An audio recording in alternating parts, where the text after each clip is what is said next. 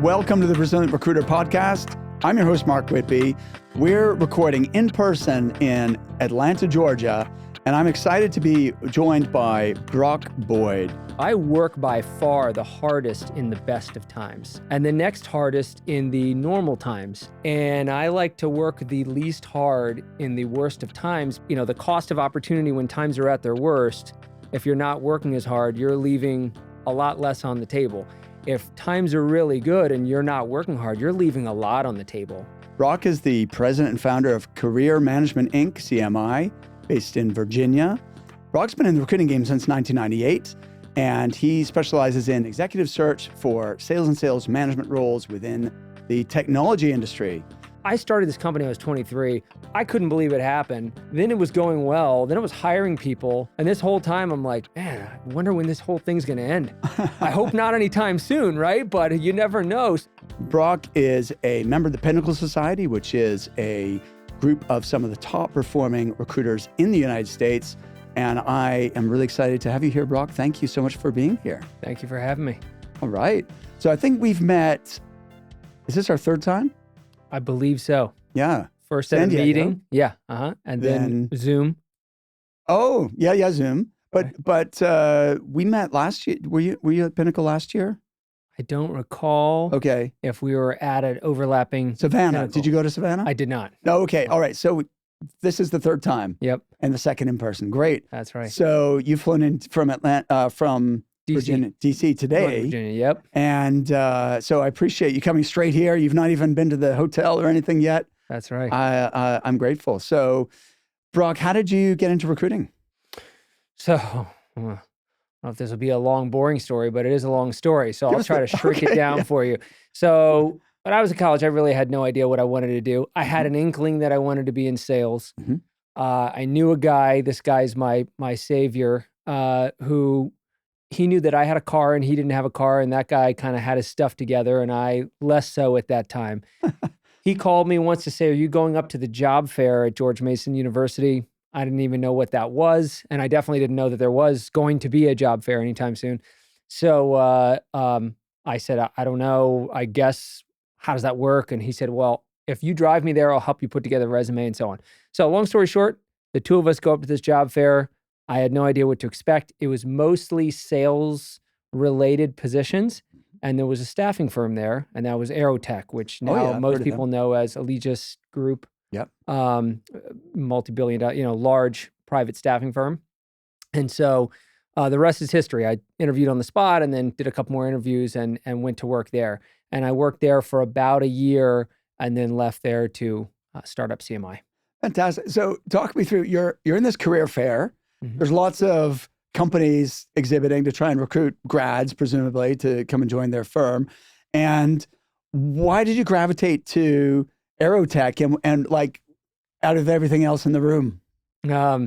So they had a group of young people that looked, kind of similar in age to me. And they looked kind of like, I don't know how to say it, but young and fun and whatever. It just like that booth had more energy than the other booths did. Yeah, makes sense. But when it said staffing, I had no clue what that was. So anyhow, I talked to them for a while and I continued to be enthusiastic about working more so with those people than doing the job of recruiting. Okay, got it. And so then, multi-step interview process, I get hired. I was in a training class of 65 people. Wow. And I remember in that training class of 65, one of the first things that the trainer said was, raise your hand if you don't know what this job is or what staffing is. And almost everyone raised their hand, including me. That's awesome. Wow. So even after you got the job, you weren't 100% sure what it is you were supposed to be doing. Correct. Wow. That's fantastic. All right. So, but you launched your own firm after only what, two years? 11 months. Wow. You were super confident. Holy cow. Like 11 months in, going from, I don't even know what staffing is to, I'm going to launch my own recruiting firm. What happened in those 11 months that made you so confident? So I had a friend and I really, I owe a debt to a bunch of people for the early days of CMI, but while I'm sitting there recruiting, and it was telecom technicians, and I wasn't doing the sales part of staffing. This was contract staffing, so they split the role into there's sellers and there's recruiters, and I was a recruiter. And so I was recruiting telecom technicians, and I can only, tell you halfway what those people do at this point in time, right? But anyhow, I had a friend who calls me and says, hey, my company's looking for salespeople. Does your company place salespeople? And we didn't. And I said, no. And he said, well, we're looking for salespeople and we offer referral fees if anybody refers to somebody that we hire in sales. And my first thought was like, what he was saying was not congruent with my understanding of how staffing worked, mostly because I had never seen a perm deal happen in my life. Right. And so I was like, his name was Eric. I was like, Eric, I don't think you know how this works. So, it's different than what you think. And he was like, well, look, we hire entry-level people for sales jobs. Okay. And if they hire someone you send over, they will pay you a referral fee, if you get signed up with them, and I will make that happen. So I was like, all right, well, sounds like it could be pretty simple and straightforward. So long story short, I ended up doing that, sending a handful of just my friends to interview at this place. They hired one of them, and I was going to get paid a fee and a referral fee. And it was literally within a week of that, another friend of mine said, hey, I heard that you referred some people over to Eric's company. My mom is the head of HR for a company that looks for the same kind of people. You should contact my mom and see if they're still looking right now. And I was like, okay, yeah, sounds like a good idea. Contact his mom. And it was literally within a pretty short time frame, the same thing happened again. I sent her partly some of the same group of people, and they hired one of them. And at that point, I thought to myself, wow, I wonder if there's like a whole bunch of companies out there that need to hire salespeople. It sounds hilarious to say out loud right now. And if so, maybe that could be my full-time job. That was kind of how the mental steps went. So it was definitely not a lot of strategy, planning, not even sure you could call it confidence at that point, right? I was just 23 years old. So there was a little bit of like, I don't have a lot of responsibility and what have you. So I decided if I can call a bunch of companies and get one more customer, if that's what I could call the first two, then I would leave and do this full time. And that was the scenario for me. So we had 1 day a week where you could leave early, 4 p.m. And I rushed over to a friend's place who lived close by, and I just cold called a bunch of companies, and one of them said yes, and that was it. So I made my decision from there, and I quit my job shortly afterwards and set up shop, like left on a Friday, started on a Monday, and that's the story. Two questions. First of all, you were only doing you were doing the candidate delivery side of the business at Aerotech. Correct. But then you thought, I know, I'm going to cold call a bunch of companies. That instinct, like, had you ever made cold calls before, or? Again, to not make what should be a short story long, basically, yes, I did work for a little while as a promoter in college for nightclubs or a nightclub. Okay. And one of the things that the boss had us do was he would give us lists of names and phone numbers of people who would sign up for a mailing list. And we had to call them and say, hey, we're having this special party on Thursday night. Okay. You need to come down or whatever. Yeah. So I had called strangers before, but not a whole lot. Yeah. And also that's B2C rather than B2B. Right. And which I don't know if it's harder necessarily or easier, but that's cool. So B2B is much harder. Yeah. So you made a bunch of calls. You got someone who said, yeah, we need salespeople. And you thought, well, all right. But what was it that was more attractive about that than what you were already doing? So I would say that what I was already doing was inside of a very established company that was over $1 billion in revenue already. And they did an incredibly good job in terms of internal controls and training. Yeah. The difficulty for me was I enjoyed attempting at least to be creative. And I was told in that organization, stop trying to figure out a different way to do it and just put the caps on the bottles and keep putting the caps on the bottles. Okay. Right? Stop trying to reinvent this. Yeah. And that was difficult to stomach after a period of time. Yeah. And which makes total sense from the Allegis point of view, right? Mm-hmm. They've got a formula that works, just work the formula. Yep. But if you're entrepreneurial, creative, then that's going to get tired pretty fast, right? That is right. Yeah. Absolutely. Okay, fantastic. So you dive in, you're completely self-taught then. Like you obviously had the Allegis training, which is great, but this is a different thing. And how did you figure it out? Yeah, well, so one more fun part of that is I told you I left on a Friday and started on a Monday. Well, started meant in my mind, I've got to get as many customers as possible, as fast as possible. Okay. Maybe I have 3, but I kind of had this instinctual feeling that like, any of those 3 could go away at any minute. It's a good instinct. So I need as many customers as possible, right? Yeah. So I spent the whole weekend making this giant list of companies that I was going to call. I think it was only 40 that I called on the first day, Monday. All 40 of them were no. One of them gave me a long speech, and I'll never forget. She said, "Recruiting? Haven't you heard of the internet? Oh, honey, this recruiting thing's not going to exist in 2 years. Like, you really need to rethink whether or not you want to do this." And I was kind of like, I just left this, very comfortable job where I was virtually guaranteed to be promoted sometime soon. So, it shook me a little bit that first day, but, a few more days. Yeah. And like you said, self-taught. So, I mean, it's like, if you can think of the mistakes that a person can make in this industry, I was making all of them. Mm-hmm. I remember it was probably shortly after that first day that I remember getting a head of sales on the phone and saying, "How much do you pay other recruiters?" And whatever number he gave me, I was like, "Well, I'll do it for," and I reduced that by 10%. It was basically like, "I'll do it for less. Just please work with me," right? So yeah, very, trials and tribulations. Okay. So then at what point did you hone in on software sales?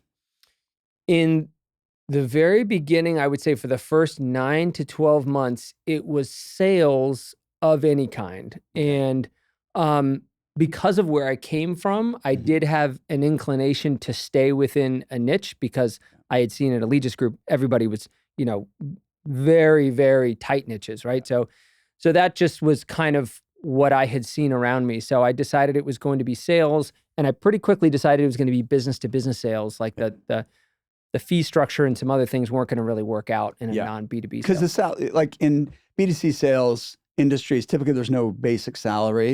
Right. Like if you think of insurance or things like that, that's right. Then it's harder to calculate your fee, and it's also harder to get candidates to do it. That's right. Yeah. Yep. I get it. So, so really the software sales, I really kind of, fell into by accident. The first time that I got a technology related client, it was actually a technology. Well, they didn't call themselves that. They called themselves an IT consulting firm, but it was really like an IT staffing firm. And I placed a couple people there. And I think that company referred me to my first software company client. And it did feel different. It felt kind of easier to do. The fee was bigger. The way that the interview prep and kind of overseeing the process was different in a way that I found more satisfying. Yes. And so, we kind of were still taking what we could get for a period of time, but we were looking for software sales. It's so interesting, Brock, because we're similar age. And so this would be what, in 99 or something? 98. 98? Yep. So I was also a sales recruiter in 98. And I placed any type of salesperson, and then quickly realized over time, well, A, that's hard to make that work. But B, I realized that, so if I placed someone selling photocopiers, their basic salary was like 15,000 pounds at the time. If I placed a software salesperson, their salary was like 60,000 pounds, 4 times as much. I was like, it's the same job. Why is that guy getting paid? Well, because the value of what they're selling is so much higher, right? But so it took me much longer to come to this realization, I think, than you do. I did all kinds of software or all kinds of sales roles for quite a while before I figured out, hey, I need to specialize in software. But you have stuck at it much longer than I did. So we're now going on, I guess, more than 25 years you've been doing 26 this. and a half years. Wow. April of 98. Congratulations. Thank you. That is an achievement, Brock. That is incredible. So we're not, in a 1 hour podcast, we're not going to cover 25 years like in any depth, but I wonder if you might share what has been like the highest high and what's been the lowest low.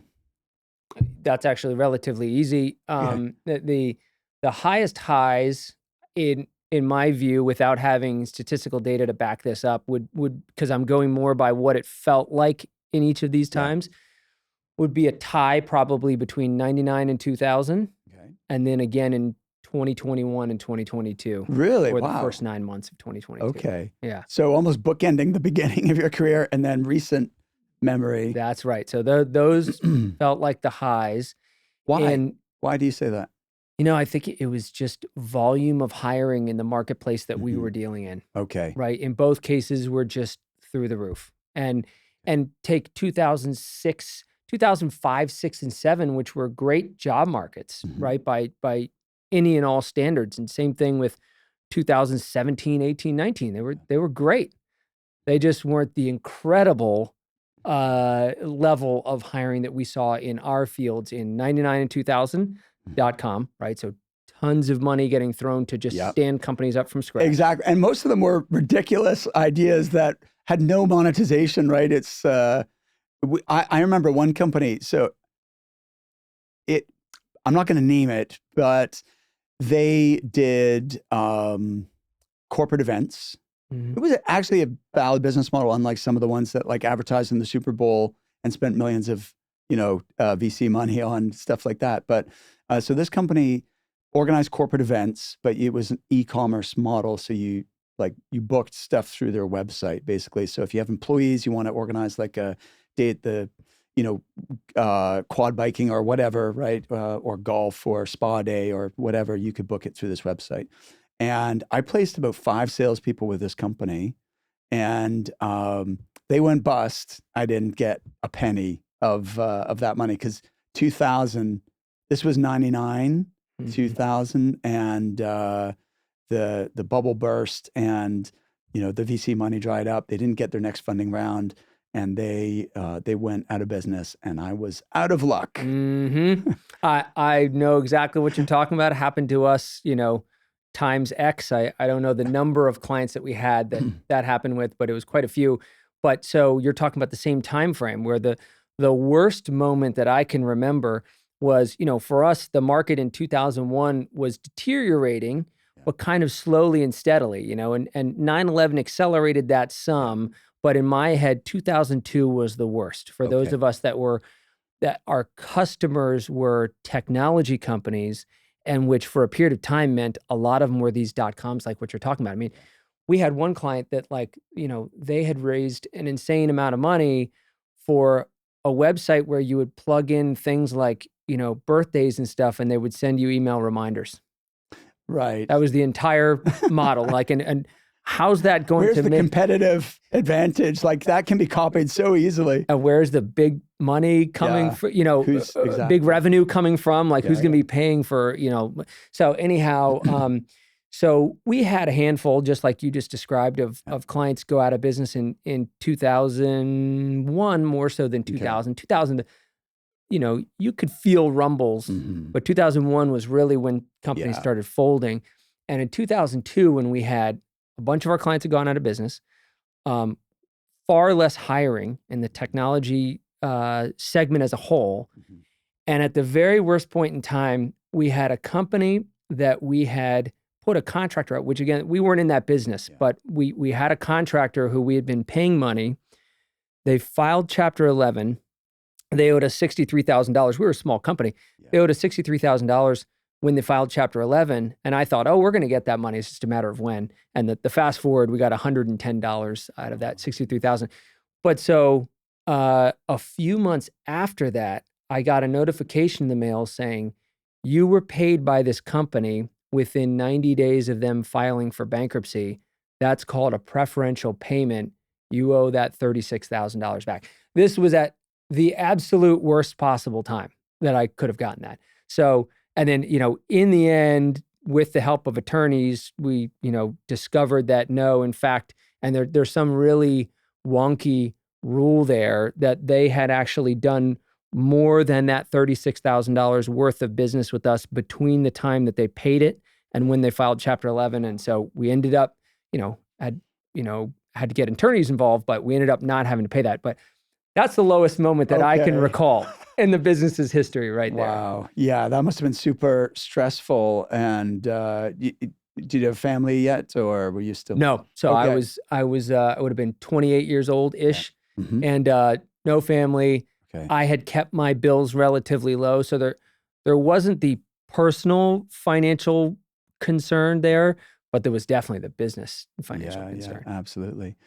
So the highs you're describing are when there's a lot of demand in the market, but that's out of your control, right? We can't control the market.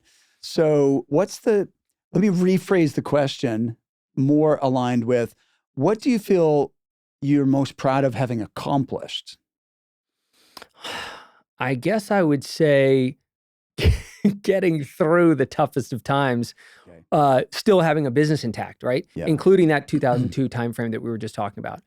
That's probably what I am most proud of, because then when I look at the times where we had incredibly positive numbers from a revenue and profitability standpoint, and the earnings of the people on our team, that is, something that I take a lot of pride in and get really enthusiastic about it as well.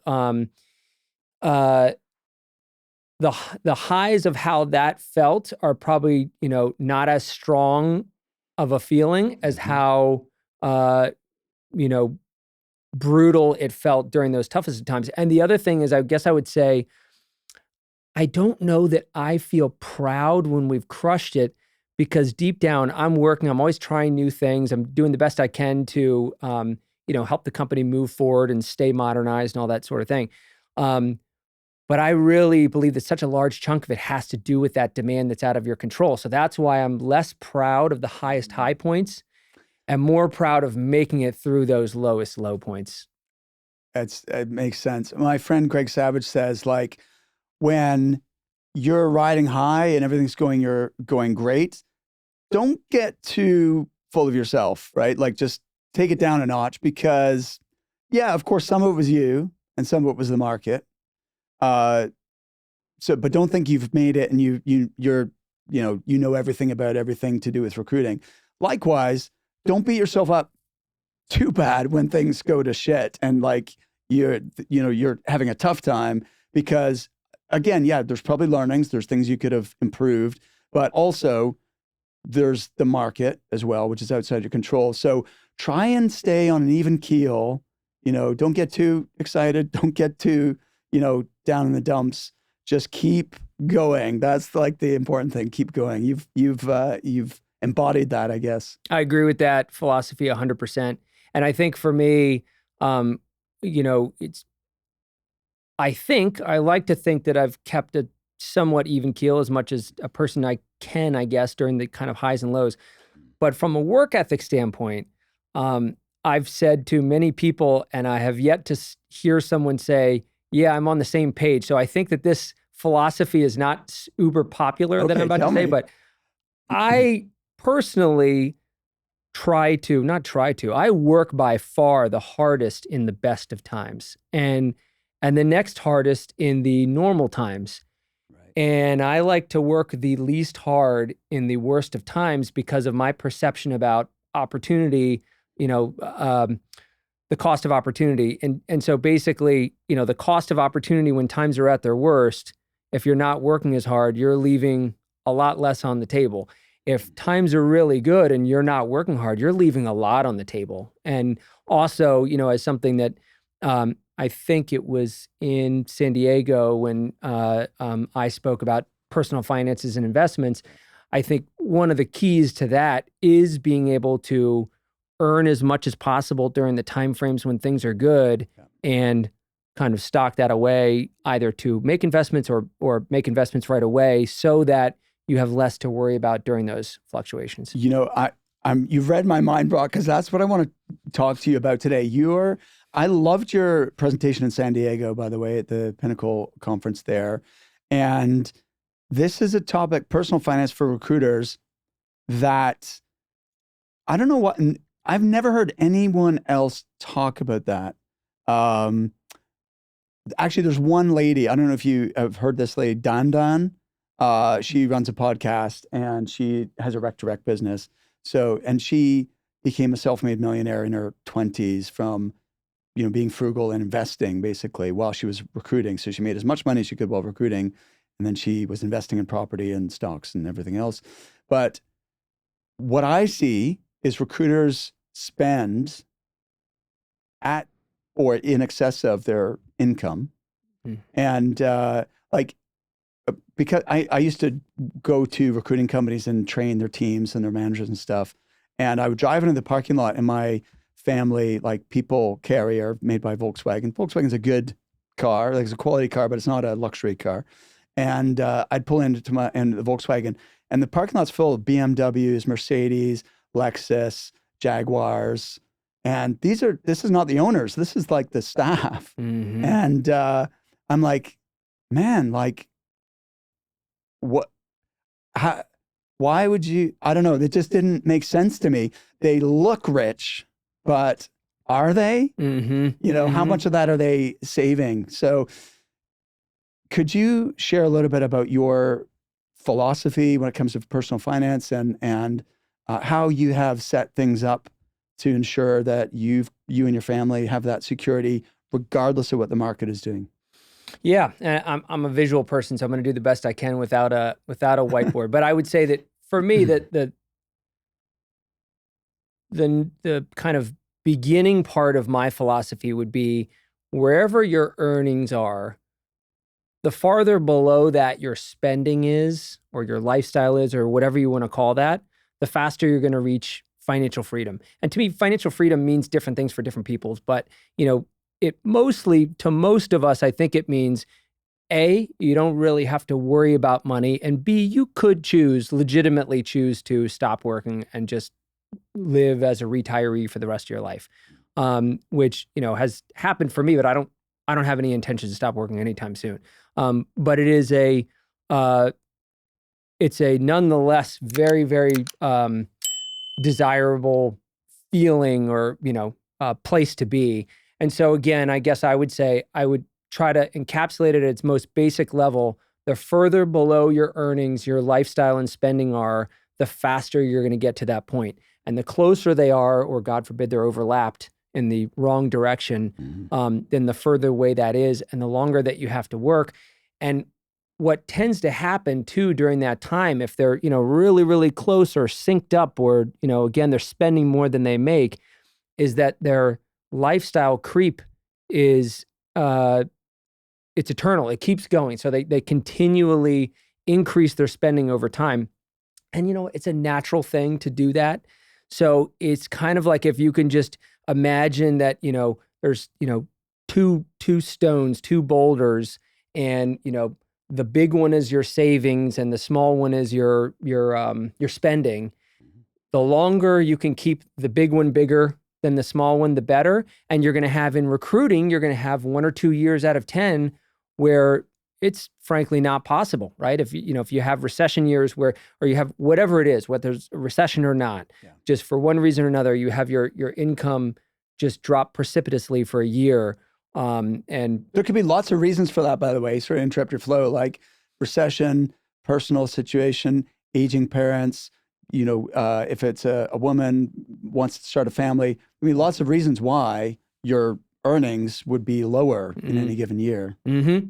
And so it's not totally possible all the time, but it's critical that you are handling it in this way in the years that it is possible. Okay. And so do you have a formula that you apply for yourself of how much you want to be able to invest, or? I wish the answer was yes. The reality is that it started for me really early on because I got really lucky when I started, right? So if you think of starting in April of 1998, the wind was really at my back. Yeah. So I had I had 3 years of, or you could say at least 2.5 years, if not 3, of just really strong market conditions. And during that time, and I was very young, and during that time, I kept my expenses incredibly low. So when I started the company, I was living in my parents' house for a very short period of time.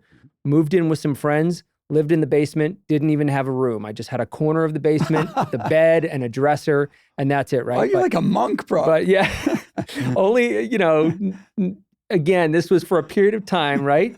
And then the next place that I moved into was, with a couple friends from college, but now I actually had my own bedroom with a door that would shut and everything. And that was CMI's first office, actually. There was a period of time where 2 guys were coming to that bedroom every day with full suits and ties on, right? And half the time they might knock on the door and I might still be sleeping because I was working so late the night before. So anyhow, that was still very inexpensive. And this is when times were, things were really, really good. And so, we hit shortly after that, we hit a recession, 2001, 2002. Yeah. So I didn't really step on the gas pedal of. As an aside, a lot of people don't kind of count that as a recession, but there was definitely, it wasn't like the Great Recession or anything, but after 9/11, that was a huge shock in so many ways, of course, but it was a shock to the economy. People didn't want to fly. They didn't want to travel by air. It disrupted, like Wall Street closed for a couple of days, I think. And, there was repercussions from that, which definitely affected recruiting for sure. One thing that's interesting is when you look at the different segments within recruiting. So industry focus, right? So people who place accountants versus place environmental people versus place salespeople versus place tech people, and on and on and on, healthcare, what have you. That oftentimes their answers for how a market, how the market conditions are quite different. Yes. Right? And that's true today. I'm saying that now. Yeah, absolutely. And so I feel like for the most part, it's probably in large part who your customers were, more so probably even than the type of skill set that you're placing. Although, of course, you could have, skill demand higher while one other is much lower, of course. But, our companies were then and are now small tech companies. Yeah. And so when I talk to people today, the ones who, seem to be having the most struggles today relative to 2021 and 22, like we are, it tends to be people who either place tech salespeople in small tech companies or people who place tech people, software developers and so on, in small tech companies. Yeah. And then the rest, it seems, are down to my knowledge, but they're down to much more manageable degrees than some of what the rest of us have seen. So when I look back at 2001 and 2002, that was a time when I did not operate under the philosophy that I explained. Times were brutal and I was working really hard, banging my head against the wall. But at that point, you have to. Yeah. Right? So I started my business September 1st, 2001. Okay. And tough time. Yeah. 10 days later, yeah. But what can you do? Like you've got to hustle and grind and just make it work, right? Because what's the alternative? You can't just give up, right? So we took a sort of massive tangent here. I want to circle back to I apologize. That was me interrupting your personal finance and investing framework. Oh yeah, and we were talking about 2001 too, because I was saying that was such a tough time for us. Yeah. So because that was a tough time for us, I didn't really step on the gas pedal of spending. So I still had spending really low. And so it really wasn't until several years later that I allowed myself to, let lifestyle creep happen to me the same way that it does to a lot of people. Yeah. And so again, that, the big boulder was far out in front of the smaller boulder, and the smaller boulder was still smaller. A lot smaller for that reason. And so I had a lot of years of saving a lot. And, quite frankly, sometimes making aggressive investments, it did not work out that well at that time. But still the mindset and philosophy were the same. And so, And so that for me was, critical. If I had ever decided, well, I'm only ever going to make more or significantly more income than I do right now, I would have made a whole different set of, decisions, and I would not be in, anything like the place that I'm in right now. I'd be in a much more probably nervous place all the time. So what you're saying is you assumed that your earnings were going to be relatively the same rather than assume, because I think I've told myself this lie many times, is justifying spending because I'll make more money, next month, next quarter, next year. I'll be able to, it'll be fine. And be over optimistic about the future and what your future earnings will be. I've definitely made that mistake. So I like you're taking a much more conservative approach to this, Brock, which is very disciplined. Where does that come from? Okay, so that comes from, the answer to that is an unfortunate one. So what I'll say is that the optimism that you're describing that you've had is what is good in 90% of life and life decisions and so on. It's like optimism about the future, right?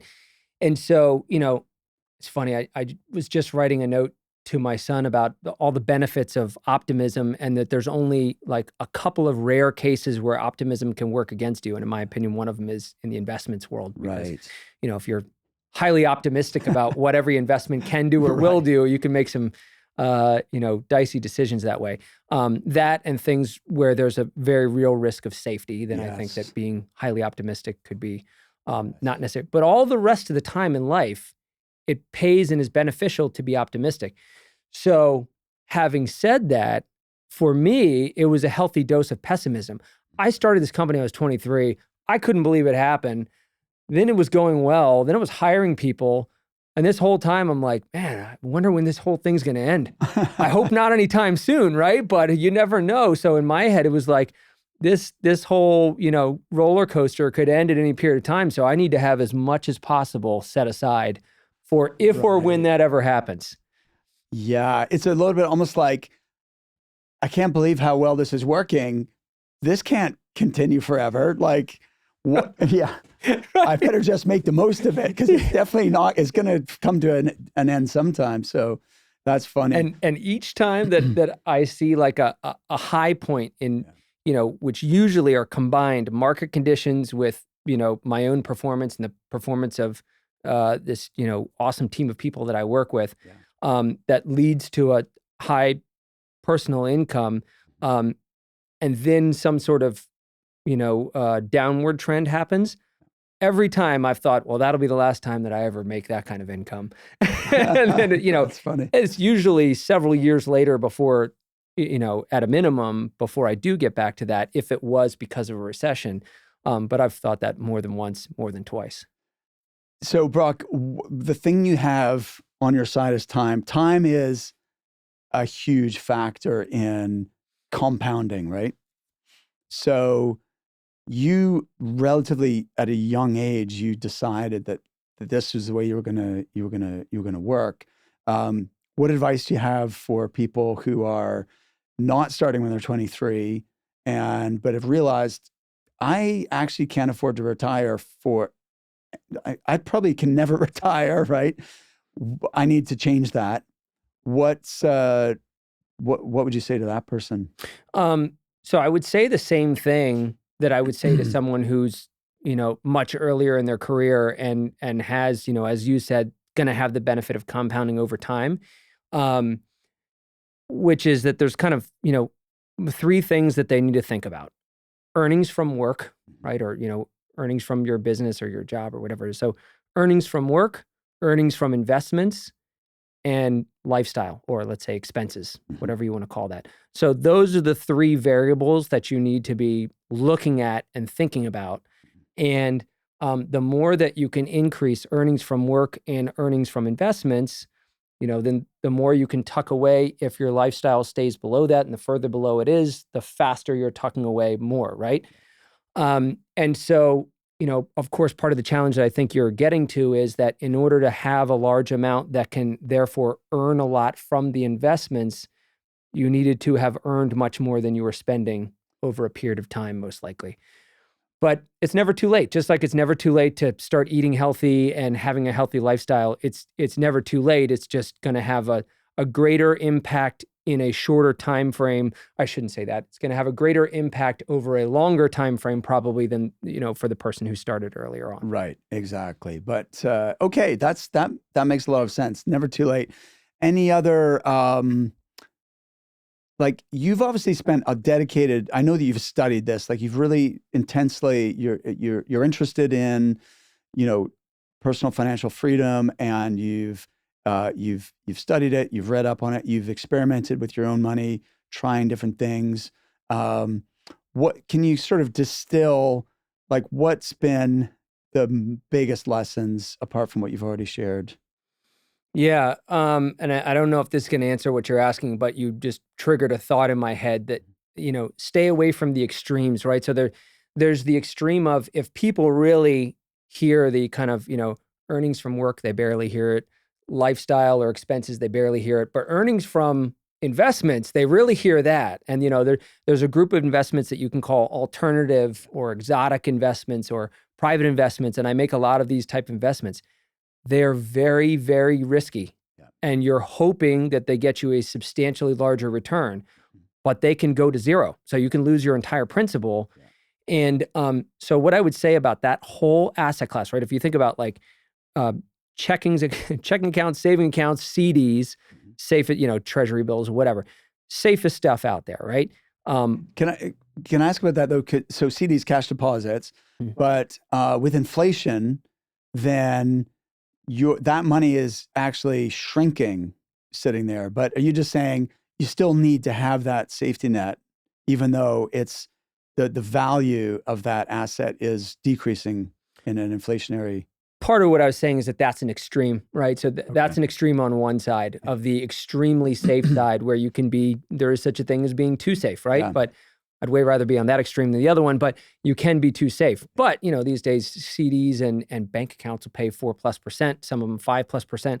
So you can actually do quite well in some of these things relative to their risk, which is zero if they're FDIC insured. So that's incredible. You can get 5% with FDIC insured money. That's just insane. That means it's literally cannot go away unless, the United States of America ceases to exist as we know it, right? So then you move to the next category, which is stocks and bonds. I'm not that big into bonds. Some people are. That's great. So I'm not going to talk about it because I'm not into it. But stocks is still, if you've got a time horizon that's long enough, then stocks, if you're buying an index fund or if you're buying an ETF that covers a broad index like the S&P 500, then that is also still very safe. It just obviously can fluctuate quite a bit in the short term. But if your time horizon is long enough, that's still very safe. And then on the alternative side, you can certainly push up returns higher than in either of those two, but you're taking substantially greater risk. So I would say to people, be careful about this, alternative investments category. I'm not saying don't do it. Part of how I got where I am is investing with a friend who is he's a developer. So he'll buy houses. He'll either tear them down and build something new and then sell it, or he'll just do a very, very large renovation on a property and then sell it. And what I was doing was investing those projects. It's essentially the equivalent of buying stock in the outcome of that project, right? So you're going to have a 9 to 18 month wait or something like that. It depends. It could be a lot shorter depending on what the amount of work is somebody's going to do. But that was a major contributor to where I am today for a period of some years when a friend of mine was doing that full time and there was a lot of opportunity and he needed capital and I was very happy to be involved with this and so on. So these things can be very much needle movers. You just have to be careful. And if it's not someone you've known for 10 plus years who's telling you about the opportunity, you just need to be very skeptical and look at a lot of them. And if you encounter someone who will act as even remotely any kind of mentor, or strip that word out and call them whatever you want, who's been investing in this asset class for 10 plus years, then it'd be a very good idea to throw a sidecar onto that person and try to invest where they're investing. But, start out with small dollars. Just remember that this asset class can lose, right? The savings and CDs, they can't go away again unless the U.S. government goes away. Stocks, if you buy something that's trailing the S&P 500 or tracking the S&P 500, it can't go to zero because all the worst performing companies are replaced with the best performing companies. So over time, you'll be fine there. Over here, you can lose everything you put in. So be careful as a percentage of your total, net worth or assets that you're putting into any individual deal. That's a big one, by the way. That is another thing. I don't mean to go off on several tangents here. I'm soaking this up. So before you get to that, you're about to talk about percentage of your capital that you invest in any one deal. But what about asset allocation overall? And obviously everyone has their own formula based on age and risk appetite, but like, what's your philosophy there? I don't. So first of all, I'll just say that I don't use a financial advisor. If I did, they would have probably already forced me to have a much more formulaic with, numbers behind it that were very exact. And so instead, mine is a little bit more of kind of a loose construction of what I feel makes sense for me. And there's a lot about like a stock and bond portfolio and what percentage it should be based on your age. I am not very inclined to go heavy into bonds anytime soon. So for me, I'm much more interested in riskier assets, which would be, in the stock market, although I don't buy a lot of individual stocks. I'm buying, ETFs or index funds that track. Like a Vanguard sort of index fund type thing. Exactly. Yep. Whether it's the Vanguard or SPY that tracks the S&P 500 and the ones that track, the Russell 2000, the NASDAQ, an international one. And then there are bond funds out there. Now, when I hit a certain age, and I can't say this with confidence, but let's say around 65, I'm probably going to suddenly become a lot more interested in bonds than I am today. But so I am comfortable with, now I keep a somewhat substantial amount, both in general and as a percentage of my total assets in those really, really safe things, because I'm always going to be of the mindset of waiting for some time when assets go on sale. Well, you just described your inclination is skeptical, pessimistic when it comes to finance. So that makes sense. And therefore, I want to be ready when assets go on sale to purchase a bunch of them on sale. Okay, right? brilliant. Yeah. And I did that in 2002 and I did that in 2009. I still did it skeptically at lower levels than I wish I had kind of amped up the amount of that I did, but I always felt like you never really know where the bottom is. So I'm going to be, cautious as I do this. But so I would say though, so I answered your question to say I don't have a real answer. Okay. But my number one thing is no matter how great you think something is, I've heard people say things like, this is working out so well that I'm going to put all of my assets into this or, 80 or 90% of my funds into this or my entire 401k. That is terrifying when I hear that. And usually when people say that, they're not asking my advice. They're just informing me. And it's a terrifying thing for me to hear. Yeah, no, absolutely. Because that's, nobody knew that Bernie Madoff was Bernie Madoff until, the tide went out and he was naked, right? Yeah. So you just don't know. So the easiest way to protect against fraud or gross mismanagement is to be diversified. Well, any one thing, even if it's well run or well managed, can be destroyed. Yeah. So we're on the same page there. So you were then going to say you would never invest overly in one thing. Could you elaborate on that? Roughly 10%. Okay. In my mind, if that one thing that I did have 10% of my total asset value dollars were placed into, and that were to go to zero, you still have 90%. You can recover. Life is not over. Yeah. Okay. But if you had 50+%, very, very different story. That's where you hear some, horrifying stories of what happens after that. Okay. So this is, I love this kind of information, Brock, and I don't hear it in the recruiting industry typically. So I've read books about it, but it's really awesome to hear your approach, because that set you up. So the market right now in tech, a lot of people, not everyone, but a lot of the people I'm speaking to are saying 2023 was their worst year ever. And they, even if they're a big biller or they've been doing this for 20 years or whatever, what's been your experience? It wasn't my worst year ever or even close to that, but it was, quite frankly, it was half of 2022. Okay, wow. And that was, we had the same number of people. So it was half on a personal basis, a little bit better than half, slightly better than half. On a personal basis, our business as a whole, it's chopped in half. We had the same number of people in 2023. And then 2024, so far, I would say, it has kind of felt like this, continuous gradual decline in, conditions in our world, which is, with small tech companies, in terms of the volume of hiring, right? I feel like where we really do best for a number of reasons is when there's lots of demand. Now, who doesn't do best when there's lots of demand for their services, right? But so we have not seen that climb back up. And I watch this indicator on LinkedIn that is basically what they call the rate of hiring, but it's the LinkedIn employment report.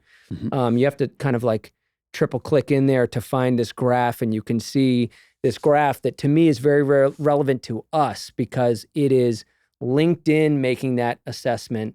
So that's essentially saying the jobs that are most likely to be posted on LinkedIn, which is our world, right? So that's a lot of tech jobs, a lot of sales jobs, not a lot of government jobs, probably a whole lot less healthcare jobs, a whole lot less leisure and hospitality. So the three areas of biggest growth in the last year and a half for jobs, for sure, have been government, healthcare, leisure, and hospitality. None of those use LinkedIn to hire. So to me, that LinkedIn graph is telling the story of what we're experiencing. And it showed a really big drop off from second half of 2022 going down, and then a much more, slight reduction since then over say, the past 12 months. Okay. So what's the size and structure of your team, Brock? So we have 5 people in the US, 5 or 6 overseas. Great. Okay. Overseas where? So 1 in Argentina, 1 in Colombia, 2 in the Philippines, 2 in India, but the 2 in India are not really our employees. They're contracted through a firm. Okay. All right. Interesting. So, and you guys do permanent direct hire placements. Is it retained? Is it contingency? Some retained, mostly contingency. Okay. And what's by the way, these are rapid fire questions because people always want to know when I'm in, and if I fail to ask these questions, because people are trying to figure out they want context for the conversation. What's your business model? Is it full desk? Is it split desks? So 3 of us are full desk, and let's call it 3.5. There's a fourth in our office who's kind of becoming full desk now. She's getting clients of her own for the first time. So 3.5 full desk, and then 2.5 who are candidate side recruitment focused, and then everyone else. No, that's not true. Everyone outside the U.S. Everyone else besides who I just described is all support related. And so that could be administrative support, that could be database related. They might actually send out messages, but they never get on the phone with candidates or clients or anything like that. Got it. Makes sense. Okay, fantastic. And then I know you're really, you mentioned you like modernizing and you're trying to stay on top of that and stay competitive and evolve your practice. What's your tech stack look like? So this is not where I feel like I shine, okay. But I, try to, again, hopefully I said the word try to stay, in touch with kind of modern tools and so on. And so tech stack is, we have a few people on the team, but not everyone has LinkedIn Recruiter. Yeah. That does feel valuable for those who don't have LinkedIn Sales Navigator. We use one of the many tools that's related to LinkedIn. Ours is called Prospect Ladder, but there's a whole bunch of these that do similar work. And then we use Lusha to get contact information. We have Zoom Info, but we found it to be subpar, so we don't, we're not going to be repurchasing Zoom Info. So Bullhorn is our ATS. And I'm struggling to think of any additional tools that we use. Email automation? We don't have any email automation today. Okay. We have looked at it, and the biggest challenge is I personally feel like I would need to have a true ops person, probably based in the US, in order to utilize that. I'm not sure that any of us are ready to use that the way that it's meant to be used. Okay. When we're kind of battling with ourselves over time spent talking to actually candidates and clients versus, interacting with an email automation tool. Let's talk about that offline. I can definitely point you in the right direction with that. Awesome. And what about video? Like, do you guys send videos to clients and candidates, or? It depends on what you mean by that. I'll tell you what we do, and then we can back up into whether or not I answered your question. So, I have been now for 3 years creating a video. It's, I post about one every 2 weeks, and they were all focused on candidate job seeker tips, tools, and a lot of don't do's, right? And that was a kind of the right direction in 2021 and 2022. In 2023, I'm not sure that was the right direction, but that's still what I was doing. Very recently, I've turned the corner to making my videos are predominantly about sales leaders and trying to help sales leaders win by getting the best talent they can get, and do's and don't do's and tools and tips. I love that. Fantastic. So Sanjay was on the podcast earlier, and we had a whole session about leveraging video to grow your recruitment business. So I'll send you the link once that's published. What about using personalized videos for prospecting? So what I'm doing right now, so I have attempted what you're describing, but not at scale, not at enough of a scale to say, I tried that and it didn't work. It'd be like, I dipped my toe, it didn't immediately work, and I backed out. And colleagues of mine on my team attempted and had the same result. All of us can only claim to have dipped our toes, and that's it. So shout out to Julia Arpeg, we interviewed today. She was sitting where you're sitting.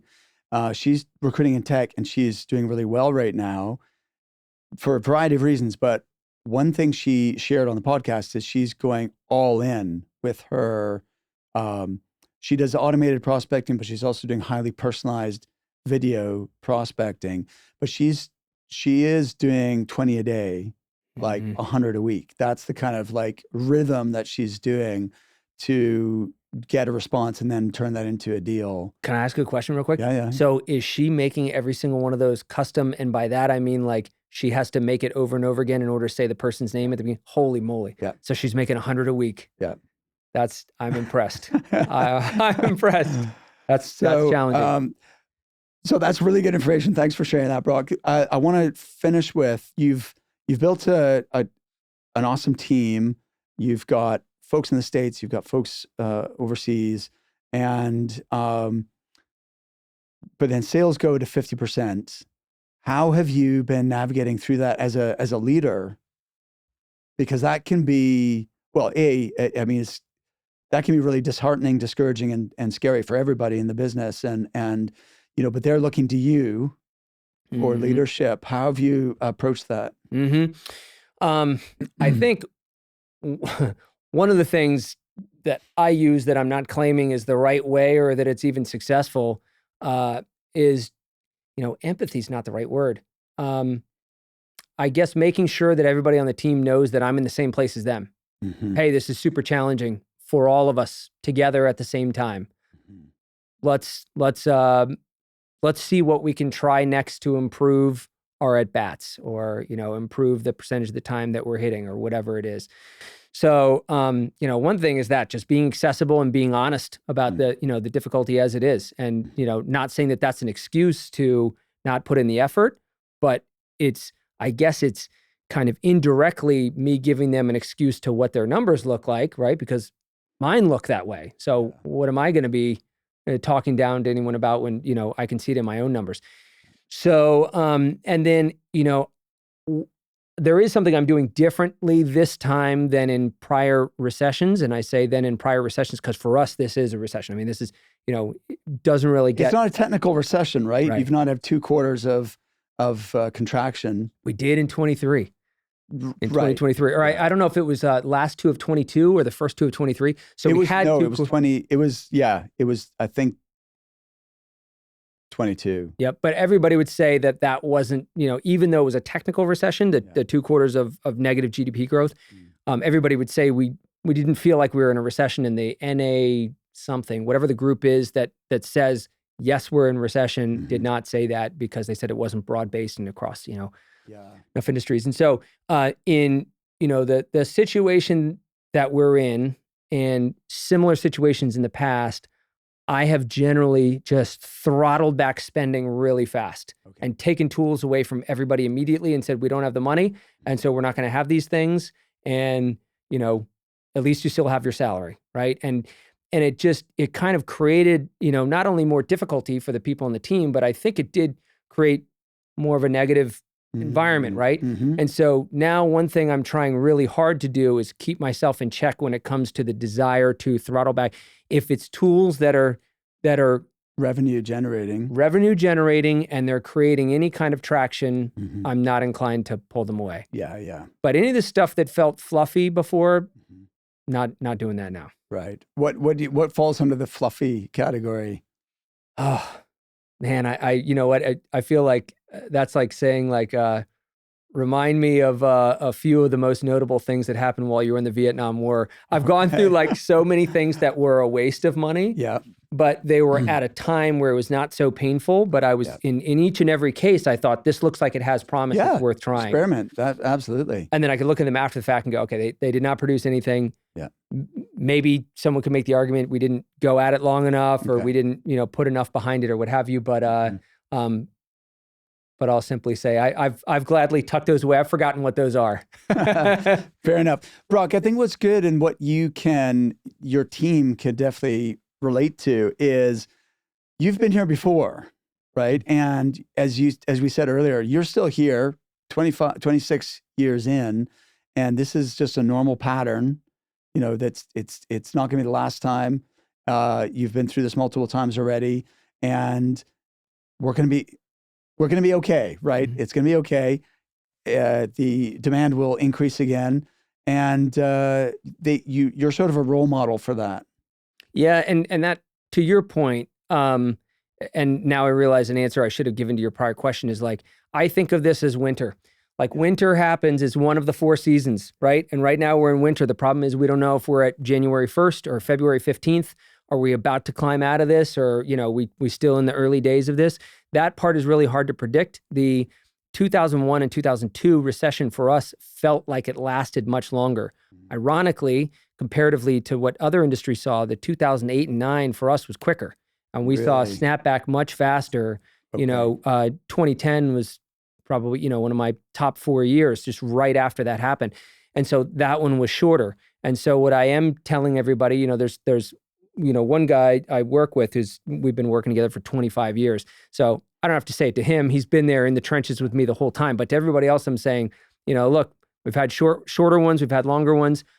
All I can tell you is it's like winter and spring will come. I just can't tell you exactly when, right? And awesome. So, agreed with exactly what you just said. Fantastic. Brock, I could talk to you all day. This has been super fun. Thank you so much for being on the show. Was there anything else you wanted to discuss today that we haven't covered? No, I guess whatever comes to mind, I'll reach out to you and talk offline. And I am curious to watch some of the other ones and see how everybody's doing, and get into Pinnacle and see how everybody's doing and how everybody feels about the market right now. Absolutely. I'll look forward to seeing you there tomorrow. Awesome. Thanks so much, Brock. Yeah, thank you for having me. My pleasure. Thank you. Thanks for watching. If you enjoyed this conversation, check out some of my other episodes. You'll see 1 or 2 suggested episodes on the screen now.